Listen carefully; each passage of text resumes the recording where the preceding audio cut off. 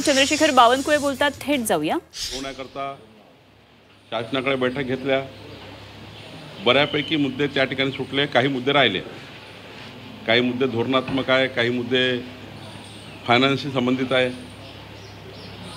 शेतकरी कर्जमाफीबद्दल एक समिती नेमण्याचं आम्ही आश्वासन दिलं, ते पूर्ण केलं आणि त्या समितीच्या माध्यमातून जो रिपोर्ट येणार आहे की किती शेतकरी आहे, किती त्या ठिकाणी कर्जमाफी करावी लागेल आणि पात्र शेतकरी असले पाहिजे. कारण मोठ्या प्रमाणावर काही फार्म हाऊसेस आहे, काही घरं आहेत, त्या ठिकाणी लोकांनी कर्ज उचलले आहेत.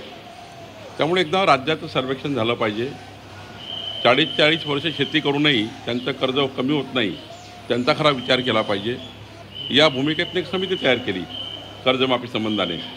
ती समिती काम करत आहे आणि मग आता जे आंदोलन झालं किंवा आंदोलन करतायत, मी 26 तारखेला त्यांच्याशी बोललो. त्यांना मुख्यमंत्र्यांकडे बैठक लावायची विनंती केली. 27 तारखेलाही बोललो, 28 तारखेलाही बोललो. माझी चर्चा सुरूच होती आणि एक उच्चस्तरीय बैठक माननीय मुख्यमंत्र्यांनी आयोजित केल्यावर अजितदादा बैठकीला आले, एकनाथजी बैठकीला आले, पण कोणी प्रतिनिधी आला नाही. आमचं साधं म्हणणं होतं, कुठला तरी प्रतिनिधी पाठवा. महादेवराव जानकरजीला पाठवा, अजित नवलेजीला पाठवा, राजू शेट्टीजीला पाठवा, कुणाला तरी पाठवा, म्हणजे बैठक घेता येईल, म्हणणं ऐकून घेता येईल, आपल्याला त्यावर निर्णय घेता येईल. पण बच्चू कडूने त्या ठिकाणी त्यांचे काय ठरलं मला माहिती नाही. आमचे दारं चालूच होते, आमचे दारं अजूनही चालू आहे. बैठकीचे चर्चेचे दार सुरू आहे. आजही त्यांनी सांगावं कुठल्या दिवशी बैठक घ्यायची. माननीय मुख्यमंत्री किंवा सरकार बैठक घेईल, पण चर्चेचे दारं आमच्याकडनं सुरू आहे. चर्चा आम्ही करतो आहे. आज सकाळी मी त्यांना 8-10 वेळा फोन लावला, का रात्री लावला. आत्ता मी त्यांच्याशी DCPच्या माध्यमातून बोललो. त्यामुळं चर्चा आमच्याकडनं सुरू आहे. त्यांची जी मागणी आहे की आता सरसकट कर्जमाफी करा किंवा इतर मागण्या आहे, त्यावर चर्चा तर करावी लागेल, बोलावं तर लागेल. सरकारचं त्या ठिकाणी काय म्हणणं आहे, त्यांचं म्हणणं काय, एकदा ऐकावं तर लागेल. ऐकूनच घ्यायचं नाही, मग त्या ठिकाणी सरकारला दोष द्यायचा, सरकारने बैठक लावल्या बैठकीला यायचं नाही. ही जी भूमिका आहे, मला वाटते यातून थोडं बाहेर निघून खरंच शेतकऱ्याच्या हक्काचे निर्णय करायचे असेल, शेतकऱ्याच्या हिताचे निर्णय करायचे असेल तर त्यांनी बैठकीला आलं पाहिजे. त्यांनी आताही त्यांनी सांगितलं की माननीय मुख्यमंत्र्याला आम्ही विनंती करू की पुन्हा एकदा बैठक घ्यावी. बैठकीतले मार्ग निघू शकतात, आंदोलन कमी होऊ शकतं. तर आम्ही या ठिकाणी बैठकीला तयार आहोत. त्यांनी सांगावं केव्हा बैठक घ्यायची. आता ते म्हणतात की नागपुरात बैठक घ्या. इतकं सारे प्रश्न आहेत त्यांचे. 18-19 उच्चस्तरीय बैठक तर मुंबईत होऊ शकतं, सह्याद्री होऊ शकेल, मंत्रालयात होऊ शकेल. जेव्हा शेवटी मंत्रालयातून मार्ग निघतात ना, ते म्हणतात की आंदोलनस्थळी बैठक व्हावी, त्या ठिकाणी मग त्या ठिकाणी इकडं बैठक व्हावी. त्यामुळं मला वाटतं की याच्यामध्ये काही तथ्य नाही. म्हणजे त्यांनी थोडं या ठिकाणी चर्चा करावी. आता आंदोलनस्थळावर कशी बैठक होईल आपण विचार करा. एवढा मंत्रालयानं 18-19 मंत्रालयीन अधिकारी लागतील, जे प्रधान सचिव, अतिरिक्त मुख्य सचिव, मुख्य सचिव. एवढं सरकार तिकडे घेऊन जाण्यापेक्षा सकाळच्या विमानाने येणे, दुपारच्या विमानाने वापस जाणे. नागपूरला अवेलेबिलिटी आहे विमानाची. त्यांना आमची विनंती आहे की त्यांनी यावं चर्चेला, सर्व त्या ठिकाणी तोडगा काढावा. आम्ही शेतकऱ्याच्या बाजूने आहोत, तोडगा काढायला तयार आहोत. चर्चेचे दारं खुले आहेत, त्यांनी चर्चेचे दारं बंद करू नये.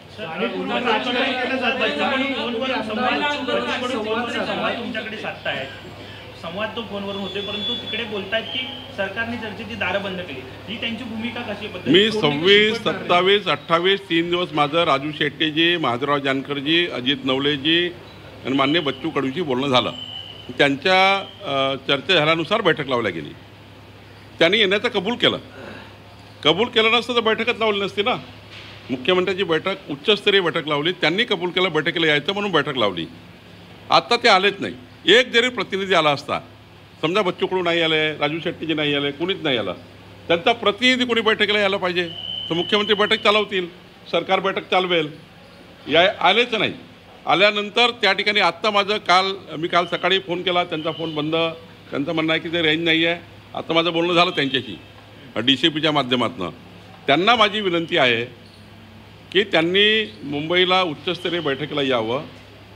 मी माननीय मुख्यमंत्री यांना अजून त्या ठिकाणी मुख्यमंत्री लक्ष देऊनच आहे आंदोलनावर बैठक अरेंज करतील आणि त्या बैठकीमध्ये शेवटी मुख्यमंत्री, दोन्ही उपमुख्यमंत्री, एवढं 18-20 अधिकारी, प्रधान सचिव, मुख्य सचिव नागपुरात ते म्हणतात आंदोलन स्थळावर किंवा कुठे बैठक घ्या, ते त्या ठिकाणी करण्यापेक्षा बच्चू कडू, राजू शेट्टीजी, माधवराव जानकरजी, अजित नवलेजी आणि तिथे तुपकर आहेत, त्यांनी बैठकीची वेळ त्या ठिकाणी फिक्स करावी. आम्ही त्या ठिकाणी बैठकीतून मार्ग काढायला तयार आहे, चर्चा करायला तयार आहे आणि चर्चेतूनच मार्ग निघतो, तोडगा चर्चेतूनच निघतो, बैठकीतच निघतो. सरकारचं असं कुठलंही ना मनात आहे ना बोलण्यात आहे. आम्ही कशाला अटक करू? बैठकीला बोलवायचं, अटक करायचं, एवढे काही इंग्रजी विचाराचे लोक आम्ही नाही आहोत. हे काही मोगल विचाराचे लोक आहेत का ना? काही लोकशाहीमध्ये, सरकारमध्ये असं चालतं का की बैठकीला आल्यावर अटक करा? काहीतरी नवीन फंडे फोडायचे. मला वाटतं याच्यातून बाहेर निघालं पाहिजे आणि चर्चेतनं शेतकऱ्याकरता मार्ग काढला पाहिजे. सरकार चर्चेकरता तयार आहे, सरकार बैठका लावून त्या ठिकाणी बोलवायला तयार आहे. मुख्यमंत्र्यांनी बैठक लावून रद्द झाली, माननीय दोन्ही DCM बैठकीला आले, कोणीच प्रतिनिधी येत नाही, कसं करायचं?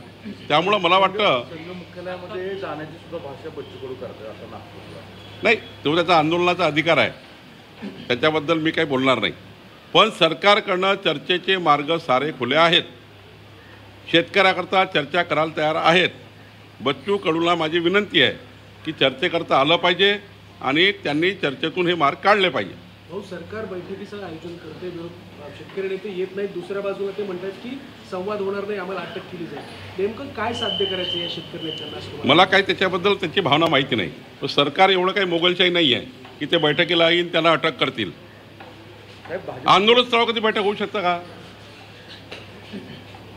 1 DCM, 2 DCM आणि इतकं सारं त्या ठिकाणी मंत्रिमंडळ किंवा कृषी मंत्री आहे, महसूल मंत्री आहे, एवढे सारे आंदोलन स्थळावर जाऊन बैठक घेणे ही काही मागणी योग्य होणार नाही. मुंबईच्या मंत्रालयात किंवा सह्याद्रीवर बैठक आयोजित करूनच त्या ठिकाणी मागणी पूर्ण करता येईल किंवा सरकारमध्ये निर्णय घेता येतील ना. फायनान्स मिनिस्टर असेल, अजितदादा असेल, एकनाथजी असेल, सर्व असेल, माननीय मुख्यमंत्री बैठक घेतील. पण चर्चा करतात तयार पाहिजे ना. एकदा मुख्यमंत्र्यांनी 1.5 तास वेळ ठेवला, मुख्यमंत्र्यांनी मंगळवारी 1.5 तास वेळ ठेवला. 1.5 तास वाट बघितली माननीय मुख्यमंत्र्यांनी. 1.5 तास वाट बघून कोणीच आलं नाही.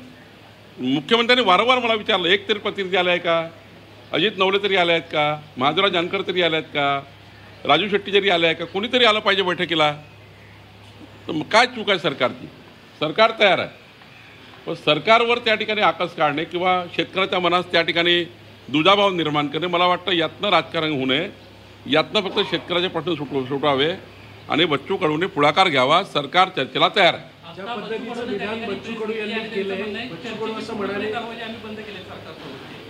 हां, बच्चू कडूंना आता तिथं बाईट दिला आणि त्यांचं असं स्पष्टपणे म्हणणं आहे की नागपूरमध्ये बैठक व्हायला पाहिजे, ती नाही झाली तर आमची चर्चेचे दरवाजे पूर्णपणे बंद. चर्चेचे दरवाजे ते बंद करतात, आम्ही करत नाही आहे. तुम्हीच सांगा मीडियाच्या मित्रांनो की एवढं सारं मंत्रालय नागपुरात नेऊ शकतो का आपण? एवढंच सारं मंत्रालय ज्यातले 28-30 प्रश्न त्यांचे आहेत. 28-30 जवळपास 12 विभाग आहे. 12 विभागाचे प्रश्न आहेत, वेगवेगळे प्रश्न आहे 12 विभागाचे. त्यामुळं मला वाटतं की थोडा विचार केला पाहिजे आणि चर्चेला आलं पाहिजे. जाणीवपूर्वक हे राजकारण चालू आहे असं म्हणायचं का? नाही, मला वाटतं की आता त्याच्या मनात काय मी काय सांगू शकणार नाही. मी काय त्यांना राजकारण म्हणणार नाही वगैरे वगैरे काही. फक्त एवढंच आहे, शेतकऱ्याचा मार्ग काढायचा आहे तर सरकार तयार आहे. भाजपच्या काल एका आमदारांनी विदर्भातल्या असा एक आरोप केला की बच्चू कडूंचे आणि काही संघटनांशी संबंध आहे की ज्याचे इतर राजकीय आंदोलकांना हे प्रेरित केले जातात, फंडिंग केलं जातं. मला त्याबद्दल काही माहिती नाही आहे. मला माहिती असल्याची मी बोलणार नाही. संजय राऊत असं म्हणतात, ज्या पद्धतीचा आरोप बच्चू कडूंनी केला की मला अटक केली जाऊ शकते, संजय राऊत असं म्हणतात की या सगळ्या आंदोलनकर्त्यांना मुंबईत बोलवायचं आणि त्यांना अर्बन नक्षलवादी ठरवून अटक करायची, अशा प्रकारचं सरकारचं प्रयत्न. कुठल्याही सरकारची भूमिका अशी नाही आहे. सरकारची भूमिका कधी अशी असणार नाही. आम्ही उद्धव ठाकरेजीच्या सरकारसारखे हुकुमशाह नाही. उद्धव ठाकरेंनी तर मला OBC आरक्षणाकरता जेलमध्ये टाकलं होतं. त्यामुळं उद्धव ठाकरेसारखे हुकुमशाह आम्ही नाही आहे.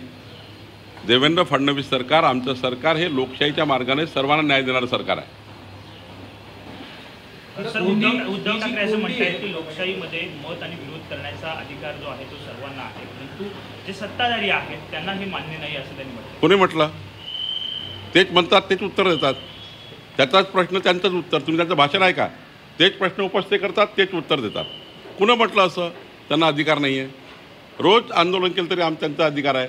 लोकशाहीमध्ये प्रत्येकाला अधिकार आहे आणि त्यामुळे त्यांनी आंदोलन केलं तर काय, आम्ही सरकार म्हणून आमची भूमिका आम्ही पार पाडतो आहे. काल जी भाषणं नागपुरात झाली किंवा एकंदर आंदोलनामध्ये झाली त्यात काही प्रक्षोभक विधानं सुद्धा करण्यात आली.